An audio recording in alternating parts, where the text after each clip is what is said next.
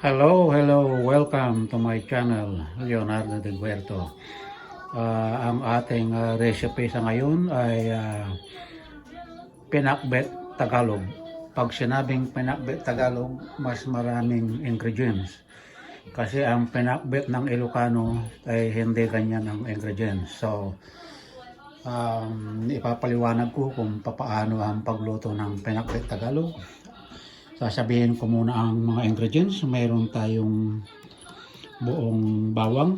Kalahati lang po ang gagamitin dyan. Mayroon tayong isang malaking sibuyas. 3 kamatis.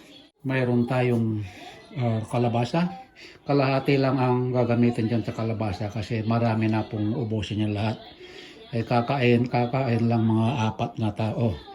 Mayroon tayong talong, sitaw, yung string beans, ampalaya, isa lang ang gagamitin dyan. Yung okra, gagamitin na lahat yan. At mayroon tayong siyempre sili at saka spring onion. Ang spring onion ay optional, pwedeng walang spring onion. At siyempre mayroon tayong itong bagoong na hipon, yung shrimp, alamang. At saka mayroon tayong pork belly, pero hindi yan gagamitin lahat. Mga 1/3 lang ang kukunin sa pork belly at yung kalahati grill na lang or prito, whatever. So ngayon ipapaliwanag ko kung paano ang pagluluto. Once na na-cut yan lahat, papaliwanag ko kung alin ang dapat unahin.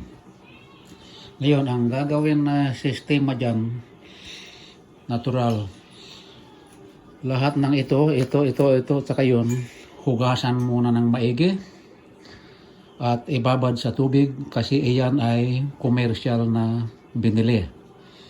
Hindi organic na tanim sa backyard. Iba ang organic, iba ang commercial. So ngayon, ang sistema dyan, paglulutuin na, once na natanggalan ng balat yung kalabasa, iyan ang unang-una na ilalagay. Kalabasa. Pwedeng magsabay ang kalabasa, talong. Pero, igigisa muna natin sa bawang, sibuyas, kamatis, and then, pork belly. Ang pork belly naman, dalawang sistema. Pwedeng hiwain ng katamtaman, bite size. Tapos isangkot sa muna. Iprito sa sarili niyang mantika. Pagka lumabas na yung mantika, kung marami, bawasan. I-save or itapon na lang yung sobra. Kasi yung pagka nag-save ka, pwede mo pa rin gamitin yun sa mga pagpipreto. Pero ako, hindi ko na sinasave yung nakukuhang oil niya. Kasi masyadong mataas ang kolesterol niyan. Ngayon, balik tayo. Once na nasangkot sa, diyan muna igigisa yung sarili niyang mantika, diyan mo igigisa ang bawang, sibuyas, kamatis. Once na nagisa na yung lahat ng tatlong ito, siyempre ibabalik mo yung pork belly unto yung medyo na golden brown. Ngayon, balik tayo rito. Yung kalabasa at saka talong, pagsabayin na. Mauna ng at least 2 to 3 minutes na yung kumukulo. Pagkatapos nun, isusunod natin ang sitaw. Pwedeng pagsabayan ng sitaw at saka itong ampalaya. Kasi sa ako, hindi ko pinagsasabay lahat yan. Kasi pag pinagsabay-sabay mo lahat yan, yung malambot, madudurog. So, andito na tayo. Sabayan. Sabi ko kanina, 3 minutes ang pagitan. After 3 minutes, ilagay itong dalawang to. So, lulutuin mo ito ng another maybe 3 minutes. So, itong kalabasa at talong, naka 6 minutes na. Ngayon, kung 3 minutes ito naluto na, so may 6 minutes na. Ngayon, tignan nyo ang ay ang anong pa ito, yung string beans at nasa halfway na. Kung wala pa sa halfway, additional maybe 1 to 2 minutes para maging tender na siya. Pagkatapos nun, okra. Ako kung magluto ng okra, hindi overcook. Yung parang halfway lang siya. Kasi pag in-overcook mo ito, masyadong madulas. Ayun, kung ayaw mo naman ng dumulas, huwag puputulan ng yung ito. Once na nilagay mo yung okra, isabay mo na yung sili at saka spring onion. Ang spring onion ay optional. Kahit walang spring onion, pwede. Ngayon, yung ibang nagluluto ng pinakbet, kung wala silang kalabasa, pwede nilang lagyan ng bunga ng kamuti. Ngayon, pwede mo rin pagsamahin ito, kamuti at kalabasa. Yan, depende na lang sa may gusto. At syempre, masarap na paterno ng pinakbet, may pretong isda. Iyan lagi ang magkamatch, pretong isda. Lalo na kung bangus.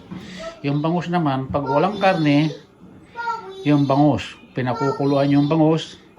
Pag kumulo na ng mga 10 minutes,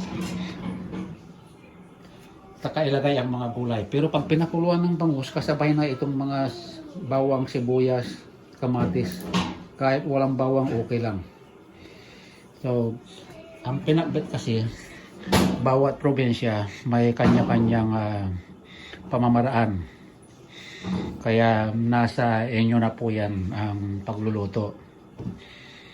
Kasi ang original na pinakbet talaga ay naimbento ng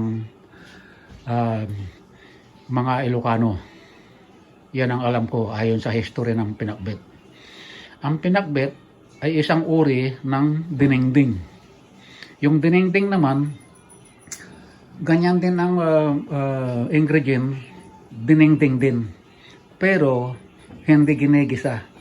At ang paalat nila, hindi bagoong alamang, kundi bagoong dilis. Yung bagoong munamon. Iyon ang pagkakaiba. Hanggang dito na lang muna at tayo ay maghihiwa na. Ipe-prepare na natin ang paghihiwa para maumpisahan na ang pagluluto. Abangan! Ayan, ready na lahat ang mga ingredients. Nahiwa na lahat. So, lulutuin na tayo maya-maya. Ayan, ready na ang ingredients. So, magluluto na tayo. At samahan niyo po ako.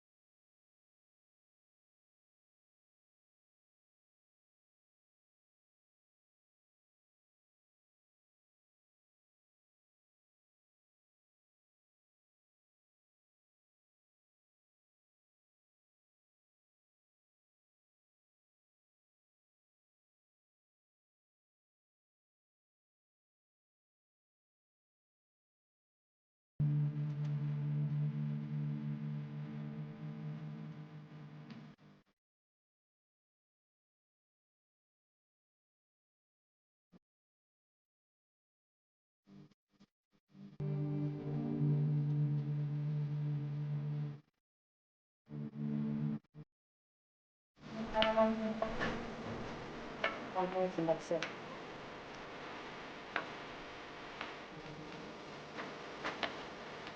Spring onion. Basta yun. Set. Andyan na yung okra, and then huli yung spring onion, a bit water. Ayun.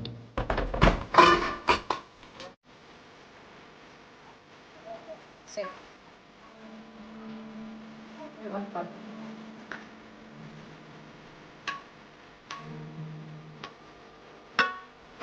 Matabang. Maganda naman kasi. Set pa.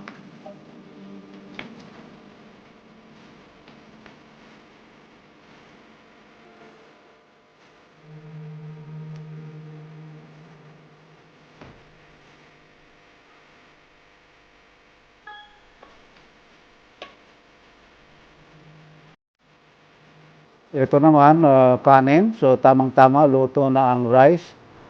Pagkaluto ng pinakbet. So, kakain na tayo. More rice nito. Kung nag-enjoy kayo nanonood sa aking pagluluto ng pinakbet, huwag kalilimutang i-like, comment, and subscribe my channel. You'll not do the way to. At kung hindi pa kayo updated, ay huwag kalilimutang i-click ang notification bell para updated po kayo lagi sa susunod kong mga luto.